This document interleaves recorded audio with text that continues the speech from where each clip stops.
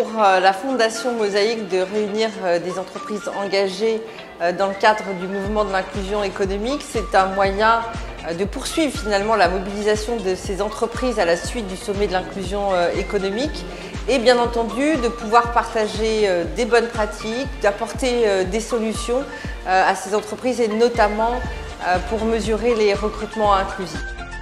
On lance un premier projet de recherche qui porte sur les trajectoires des dirigeants des entreprises issues de la diversité d'origine.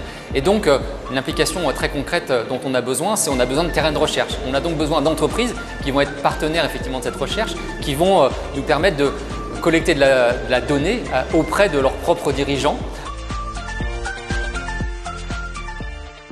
C'est une analyse de la situation qui a été faite et ensuite nous sommes en partenariat avec Mosaïque pour poster l'ensemble de nos offres à la fois cadres, stagiaires et alternants sur le site de Mosaïque pour diversifier nos sourcings dans le recrutement.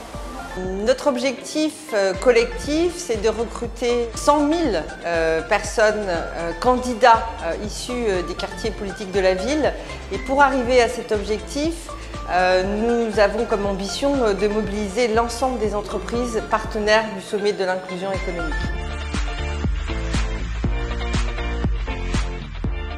L'inclusion amène à une ouverture d'esprit et je voulais pouvoir partager avec des personnes présentes autour de ce sujet sur les moyens finalement de déconstruire les stéréotypes, les préjugés liés à la diversité pour une meilleure inclusion de tous les profils dans une optique d'intersectionnalité des différences.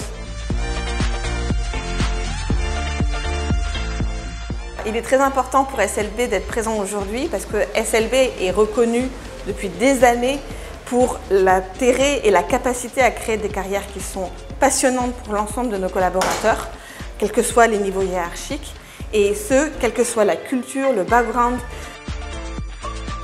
La diversité d'origine, elle figure en bonne place, mais ce n'est pas forcément le facteur de diversité qui est le plus connu, qui est le plus étudié. Et pourtant, on sait que la diversité d'origine, alors diversité d'origine géographique, ethnique, sociale et culturelle, elle est un vrai frein à l'insertion dans l'emploi, à l'évolution dans l'emploi. On a donc voulu explorer un peu plus cette forme de diversité pour produire du savoir actionnable auprès des entreprises et faire évoluer les pratiques.